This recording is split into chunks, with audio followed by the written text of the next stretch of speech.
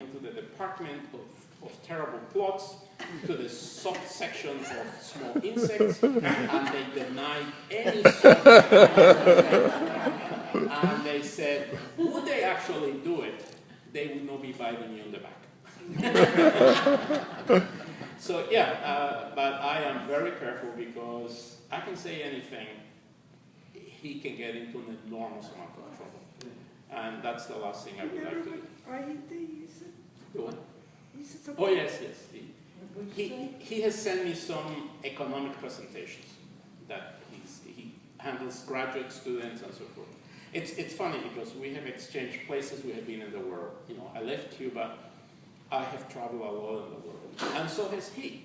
He has been to Russia, he has been to Uganda where he spent a year.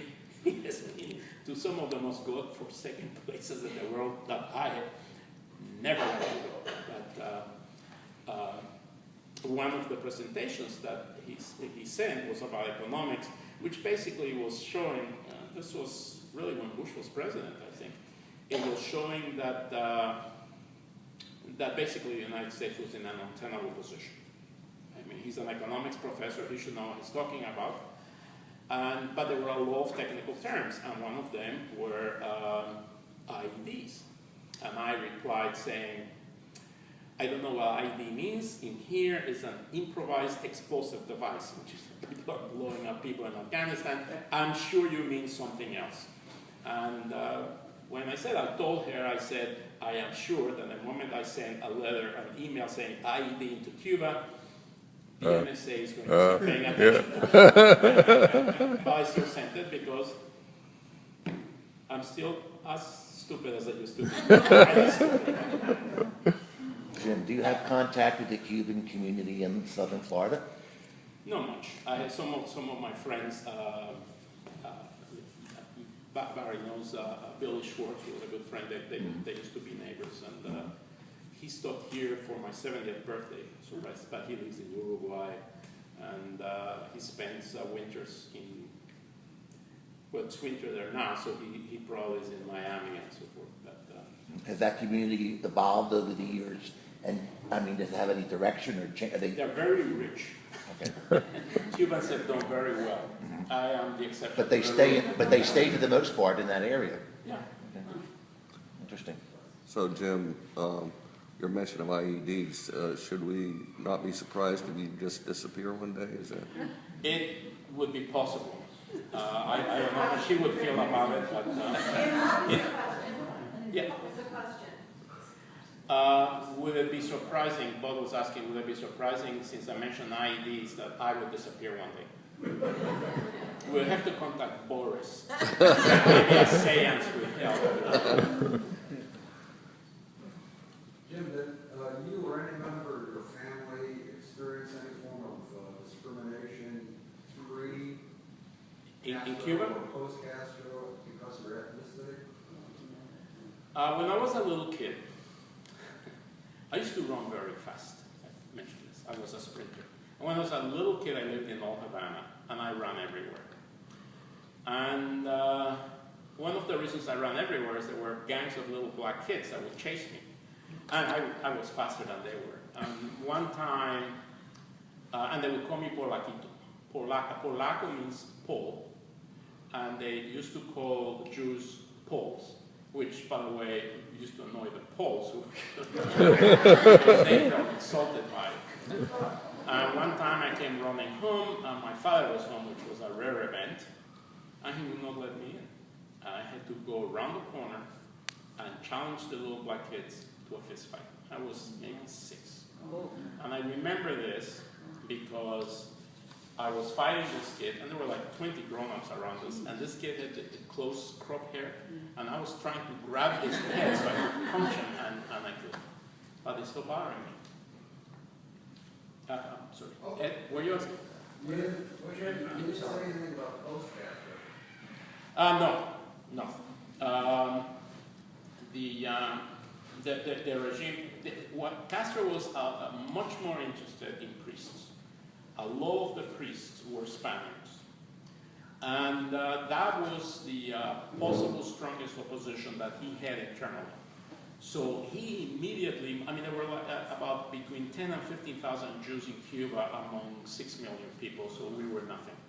But Cuba was 95% Catholic. The priests had a great deal of sway, so Fidel immediately went after the priests and started to deport Spanish priests on the basis that they were counter-revolutionaries. And Cuba became an atheist society, more or less. How about your family that you left behind? I got a waiver visa for my parents and sister, and they came a year later. Over these 60 years, what has been the support for Castro amongst the Cuban people? I think he has a great deal of support. There's one thing about Fidel Castro, and that is he is the best speaker you will ever hear speak. I remember one time when I was completely against Castro. It was Saturday night. I was going to go out. I was out then. And I was in my underwear. And Castro was speaking on television in the living room. And I ended up in the living room, standing in my underwear for half an hour listening to Fidel. And my mother came in and said, "What is he saying?" And I said, "Actually, nothing." But I listened to this guy for half an hour. He is fabulous. He teaches when he speaks. He gives you history. He talks to people as if they are intelligent. And people love it. It is very, it's very difficult to explain unless you actually listen to him. And he talks for hours. And people stand there and they listen for hours. He's a very, very good speaker. So the poor people, when Fidel came in 59, 1/3 of Cubans were poor. I mean, whatever the definition for poor was.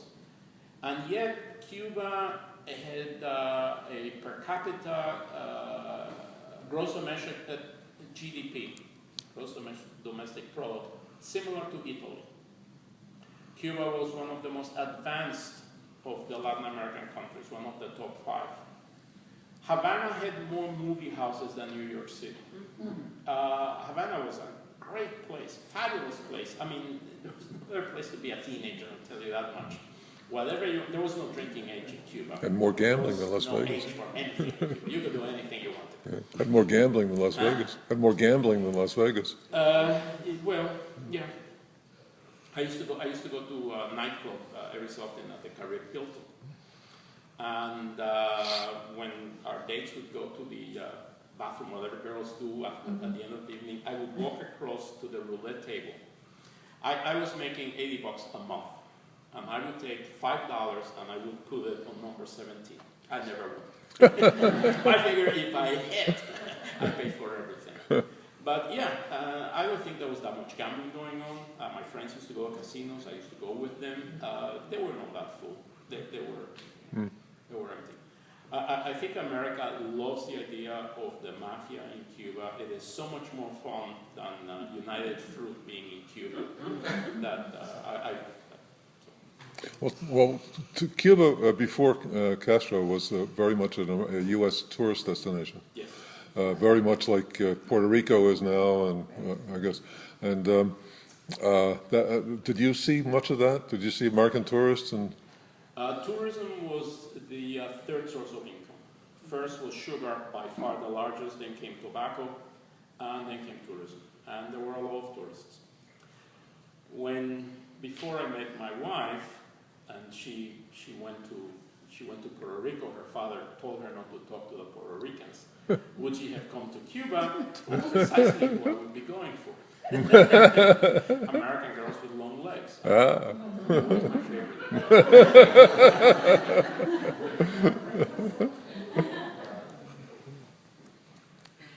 Well, thank you very much. Okay.